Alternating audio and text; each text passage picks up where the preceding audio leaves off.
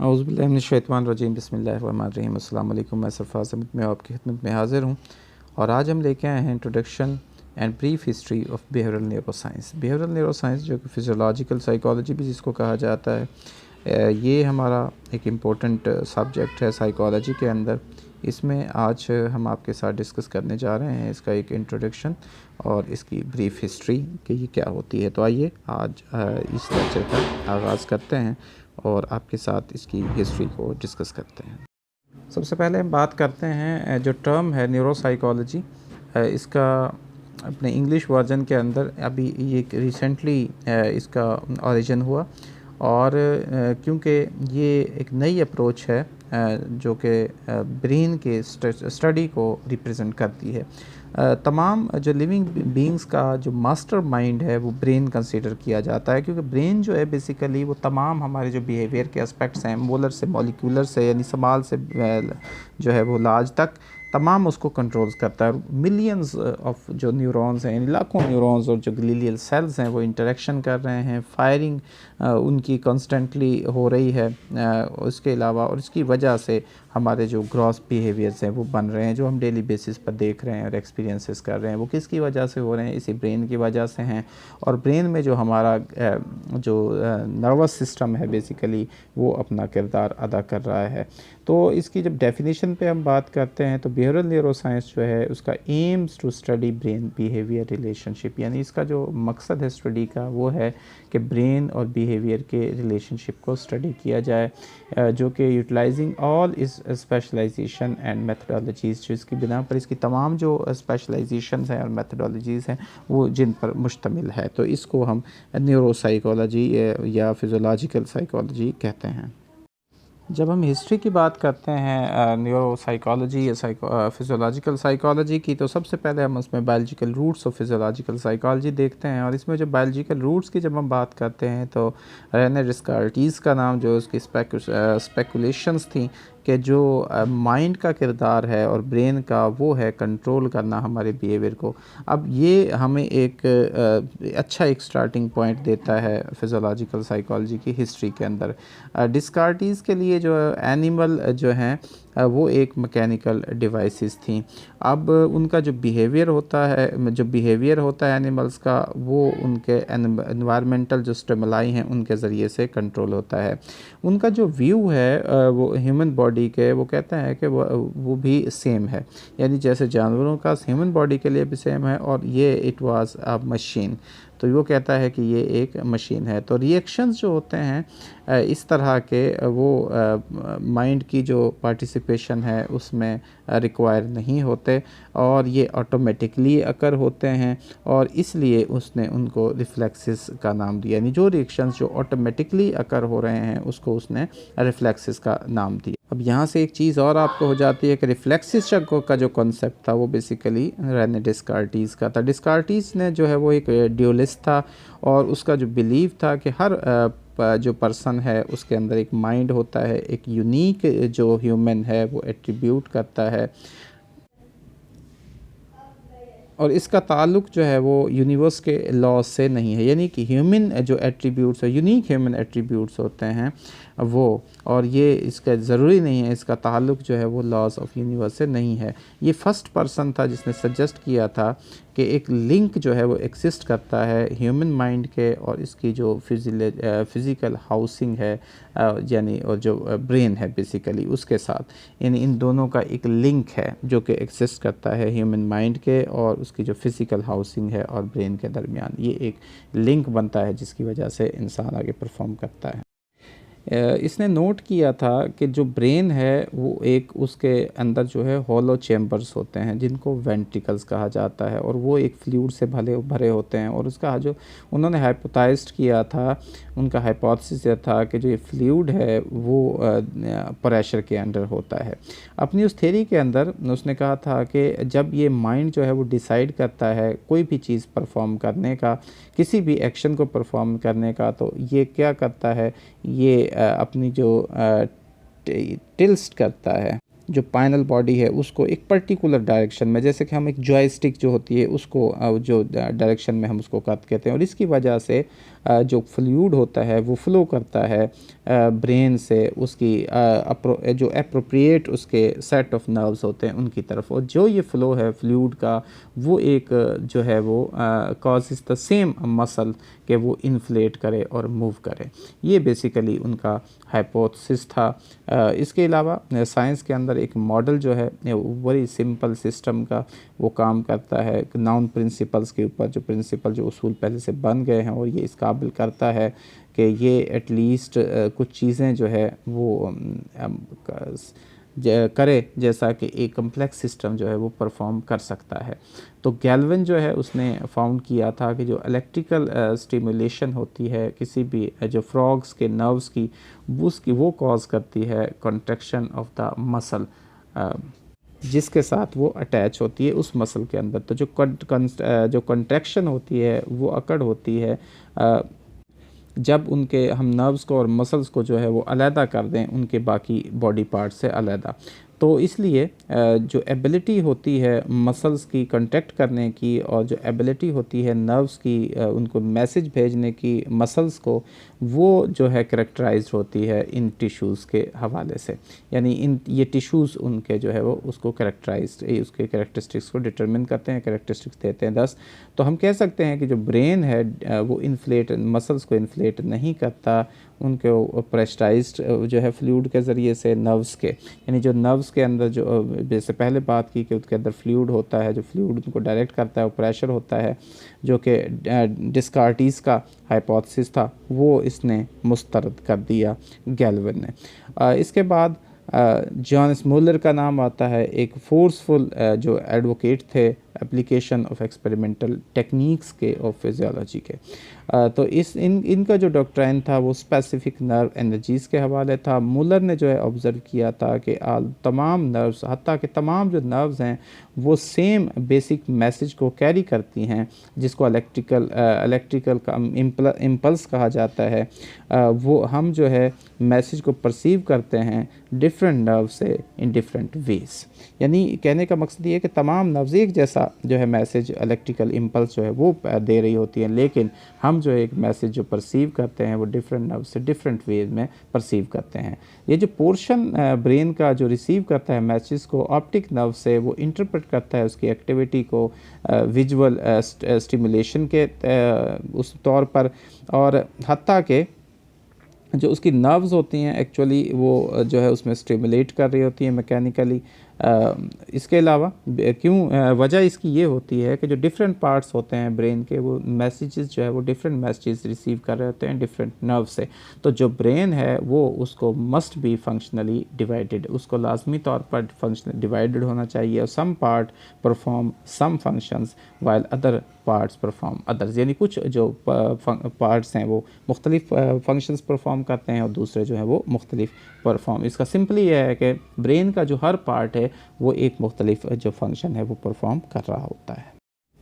इसके बाद नाम आता है फ्लोरेंस का। फ्लोरेंस ने जो है एनिमल्स के ब्रेन के मुख्तलिफ हिस्सों को रिमूव किया था, उनको ऑब्ज़र्व किया था, उनके बिहेवियर को। इसमें उन्होंने इस मेथड को जो है वो एक्सपेरिमेंटल एबोल्यूशन कहा जाता है। तो ये भी एक इम्पोर्टेंट यहाँ पे आपका एक ऑब्जेक्टिव बन जाता है कि एक्सपेरिमेंटल एबोल्यूशन क्या है, किसने उसको इंट्रोड्यूस करवाया, इस तरह से ये हो सकता है। इसके बाद एक बहुत बड़ा नाम आता है पॉल ब्रोका का, और इन्होंने अप्लाइड किया था जो प्रिंसिपल्स ऑफ एक्सपेरिमेंटल एबोल्यूशन के थे ह्यूमन ब्रेन्स के ऊपर। इन्होंने ऑब्ज़र्व किया था कि जो बिहेवियर होता है अफराद का जिनके जो ब्रेन्स होते हैं डैमेज होता जाते हैं स्ट्रोक्स की वजह से, उनको ये उन्होंने उनको ऑब्ज़र्व किया था। 1861 में इसने परफॉर्म किया था एक autopsy on the brain of a man जिसको कि स्ट्रोक हुआ था, और इसकी वजह से उसने अपनी बोलने की जो सलाहियत थी उसको ख़त्म कर दिया था। तो उस पर उन्होंने एक ऑटोप्सी जो है वो परफॉर्म किया था। ऑटोप्सी जो है उसको पोस्टमार्टम एग्जामिनेशन भी कहा जाता है।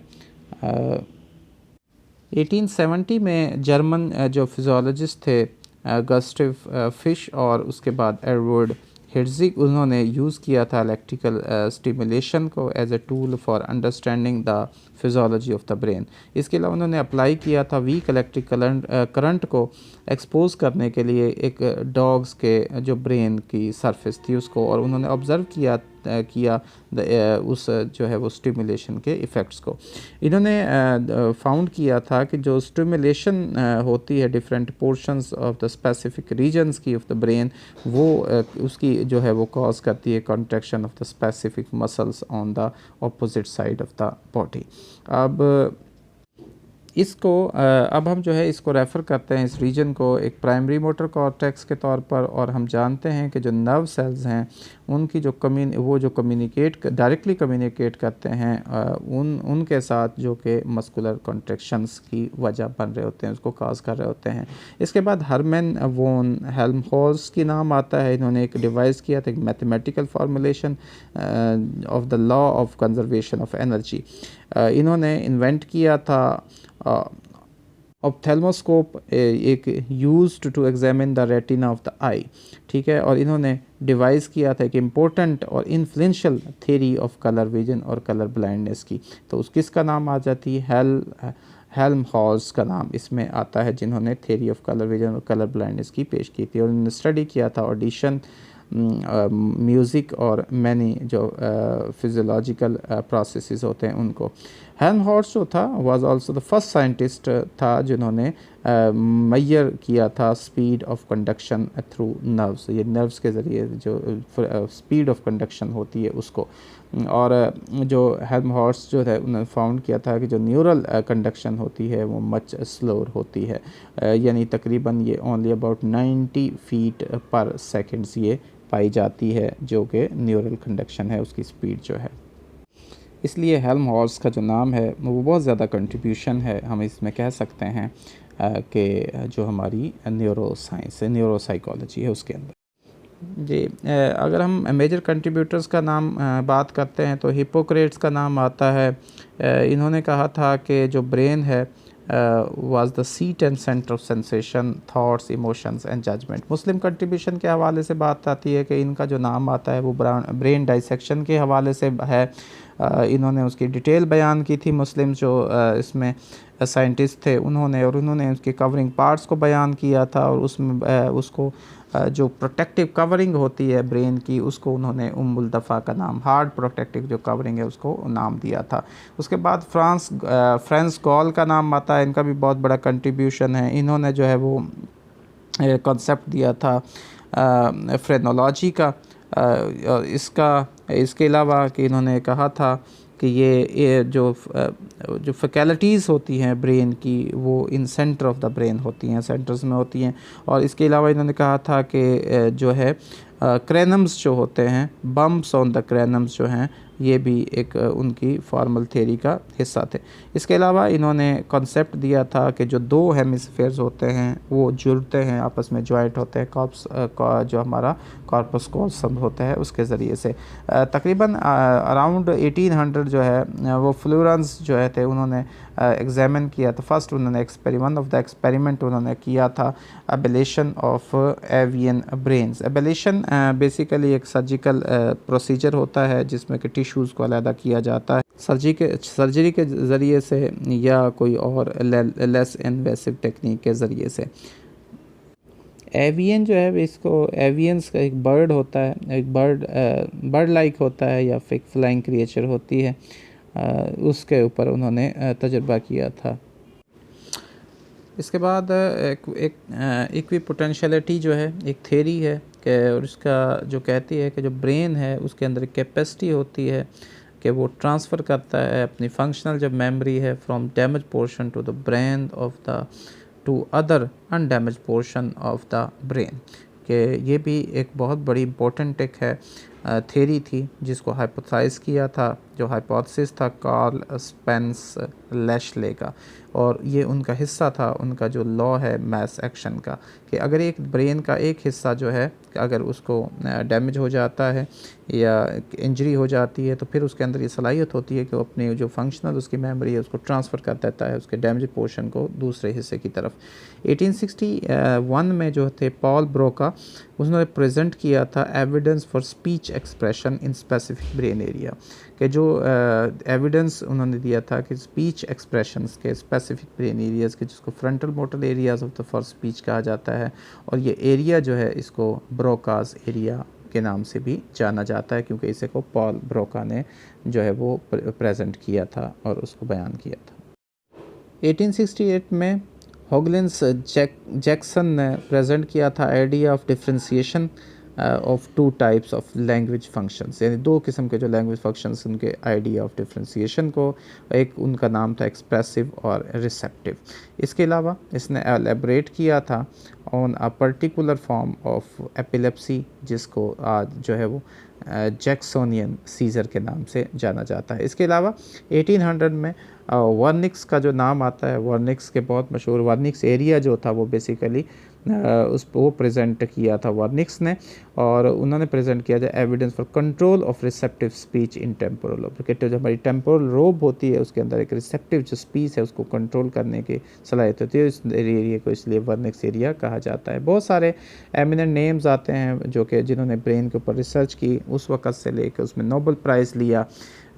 गैजेंगा और स्पैरी ने अपना उनका जो कंट्रीब्यूशन का काम था 1960 में उन्होंने किया, और लैशले और हैब जो है वो नाम फादर ऑफ बिहेवियरल न्यूरोसाइंस के तौर पर उनको आज हम जानते हैं। इसके अलावा डार्विन ने जो है फॉर्मुलेट किया था प्रिंसिपल ऑफ एवोल्यूशन और नेचुरल सिलेक्शन के हवाले से, और इसने भी एक बायोलॉजी के अंदर बहुत बड़ा एक इनकलाब बर्पा किया, रेवोल्यूशनाइज्ड किया।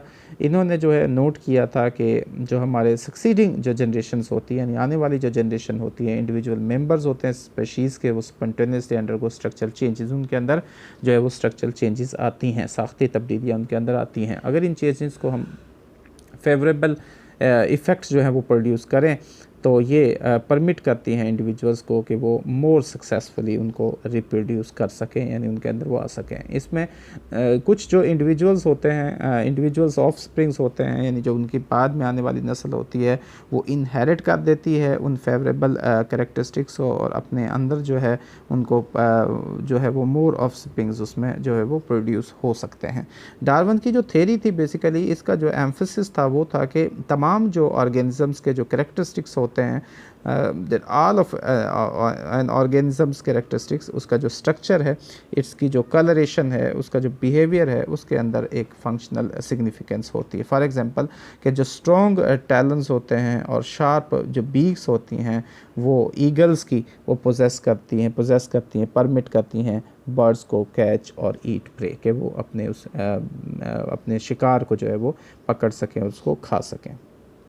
डार्विन की जो थ्योरी थी बेसिकली, इसने जो है वो फंक्शनलिज्म को जन्म दिया, और फंक्शनलिज्म के बढ़ोतरी दी। एक बिलीव था कि जो कैरेक्टरिस्टिक्स ऑफ लिविंग ऑर्गेनिजम्स होते हैं वो परफॉर्म करते हैं यूजफुल फंक्शंस को। ये फंक्शनल स्कूल ऑफ थॉट जो हम जिसकी बात करते हैं, और जो कहते हैं कि किसी भी फिजियोलॉजिकल बेसिस वेरियस बिहेवियर्स की अगर उनको आप समझना चाहते हैं तो we must first understand what these behaviours accomplish, कि ये बिहेवियर्स जो है वो करते क्या है, यानी उनके फंक्शंस को देखना ज़रूरी है। अगर हम आप उसकी फिजियोलॉजिकल बेसिस को समझना चाहते हैं तो we must therefore understand something about the natural history of the species being studied, so that, यानी हमने उनकी जो हिस्ट्री है उसके फंक्शंस को देखना है, उसके तो बिहेवियर जो है वो इसी कॉन्टेक्स्ट में हम उसको देख सकते हैं।